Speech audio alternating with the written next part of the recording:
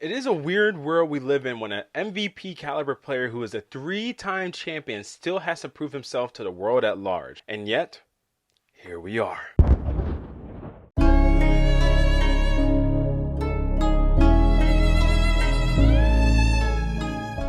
It is official. The Golden State Warriors are NBA champions, which means that Steph Curry finally wins his 4th ring and first career Finals MVP. The one elusive award that has invaded his Hall of Fame resume and been the primary critique of his career. Even though many believe he should have won the award back in the 2015 NBA Finals when the award was given to Andre Iguodala. If I had voted a Warrior, I would have voted Steph. I think he should have won that Finals MVP. All due respect to Andre Iguodala. If he had just won the Finals MVP, he probably should have been 2015.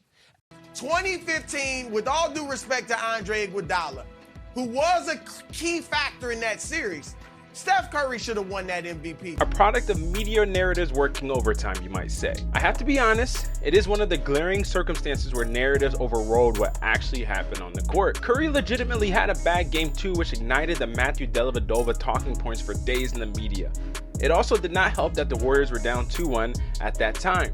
The rest of the series, he performed at his standard level outside of the closeout game 6. He finished the series averaging 26 points per game, 6.3 assists, 5.2 rebounds on 44.3% shooting from the field and 38.5% from deep. He led the Warriors team in scoring and assists throughout the series.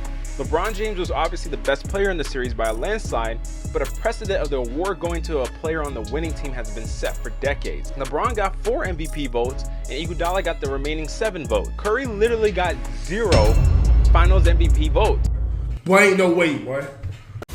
That snub was compounded by the Warriors blowing a 3-1 Finals lead the following season when they were 73-9 in the regular season. Then Steph not winning the next 2 Finals MVPs due to the dominance of Kevin Durant culminated in this narrative where a 2-time MVP and 3-time champion still has something to prove to the basketball world. Steph's 4th ring draws parallels to Kobe Bryant's 4th ring and his first without Shaquille O'Neal. Many were still not sold Kobe could be the best player on the championship team, especially in the years following Shaq's departure from the Lakers. The Lakers had multiple lackluster seasons before they turned things around and were able to win back-to-back championships with Kobe at the forefront. During the last few down years for the Warriors, that familiar doubt started to creep into the talks about Steph Curry's legacy. I personally have always felt like it was all bullocks. Steph has been the driving force behind this Warriors dynasty for years. Yes, his first championship was won with the 2nd and 3rd best players in Kyrie Irving and Kevin Love being hurt, which is the major reason people have put an asterisk on that ring for Steph. However, a similar asterisk is not as pronounced on the Cavaliers' 3-1 comeback ring. Despite the fact Draymond Green was suspended in a closeout Game 5 at home and the Warriors' primary rim protector and Andrew Bogut got hurt for the rest of the series. Regardless, even when Kevin Durant came to the team, one of the main reasons he stated he came to the team was their style of play. Like in OKC, I maxed out who I wanted to be as a player. I felt like I've done everything I wanted to do there as a player. And on top of that, my contract was up. So I just wanted a new experience. Then I seen Golden State as a team that played the way that I like to play. Fast pace, everybody can shoot and make plays. Just quick reaction time on offense and defense. So I wanted to play with that in that style. A style of play the Warriors could only implement largely because it revolves around Steph. Any team that plays the Warriors spend erroneous amounts of time crafting the game plan on how they plan to guard him. This could not have been more evident than in the 2022 NBA Finals. The Boston Celtics were the best defense in the NBA outside of the Warriors, with the Defensive Player of the Year and Marcus Smart being Steph's primary defender. Despite all of that, Steph still put up 31.2 points per game, 6 rebounds, 5 assists on 48.2% shooting from the field and 43.7% from deep. Curry dominated in his own respect while still creating opportunities for his teammates. This play right here is a key example. Otto Porter Jr. gets an open 3 due to the amount of attention the Celtics give Steph on this play. Jaylen Brown and Al Horford both goes towards Steph on this play when he doesn't even have the ball. It creates a window for Otto Porter Jr. to knock down the open shot.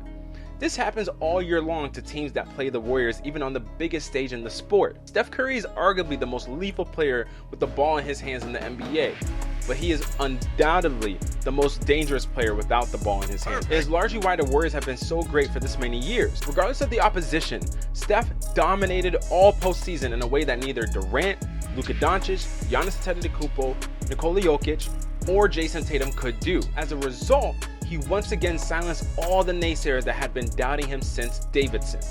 27.4 points per game, 5.9 assists, and 5.2 total rebounds on a 45.9 field goal percentage and 39.7% from deep all postseason. After winning it all this year, it is hard for anyone to argue that the Warriors needed Durant more than the inverse. Steph has earned this newfound respect he has earned for years now, as one of the greatest of all time.